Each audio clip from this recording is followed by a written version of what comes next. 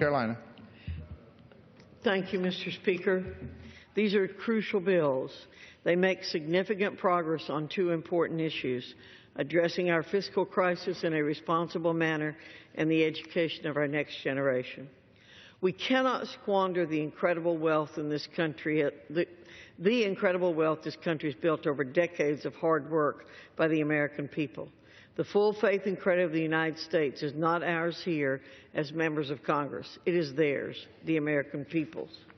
We are the reserve currency because individuals across the world look to us for prudent fiscal choices and rock-steady resolve in our principles and integrity.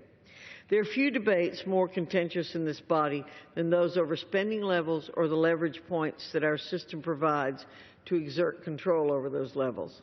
The Default Prevention Act would enable us to continue to fight tooth and nail over the right direction for our country's finances while giving Americans and financial markets certainty that they can remain confident in the federal government meeting its obligations. We can and should stay up late at night and have passionate debates in this chamber on how to address mandatory spending, but we shouldn't allow retired and disabled Americans to stay up late at night because they fear their Social Security checks won't arrive.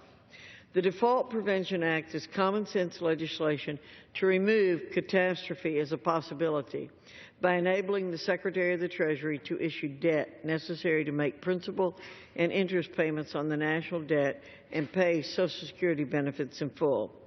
It is the right first step in beginning a conversation about how to constructively address our immense fiscal challenges. If we don't address those challenges, we'll be unable to provide for other important programs, such as the Scholarships for Opportunity and Results Reauthorization Act, or SOAR Reauthorization Act, which this resolution provides for consideration of as well. As any parent knows, the education of our children is one of our highest priorities. For far too long, children in Washington, D.C. have not received the education they deserve, but have suffered from unacceptable achievement levels and graduation rates. The SOAR Reauthorization Act continues a successful three-sector approach to improving the lives and educational outcomes of low-income students in the district. It provides $60 million in funding for students, split equally among D.C. public schools, charter schools, and scholarships for students to attend private schools that would otherwise be out of reach.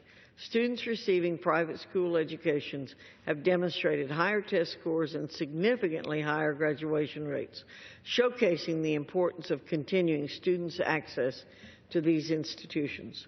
These programs are an important example of the need for innovation and experimentation in how to best reform our educational system to benefit students, not entrenched interests. It has been an honor to personally witness some of the students who benefited from the programs included in the SOAR Reauthorization Act. And after seeing the hope for the future these students have in their eyes, I cannot fathom preventing other students from receiving their own second chances. Mr. Speaker, I believe both of these underlying bills are positive steps forward on issues of great import to our nation, and I commend them in this rule, providing for their consideration to all of my colleagues for their support. I yield back the balance of my time, and I move the previous question on the resolution.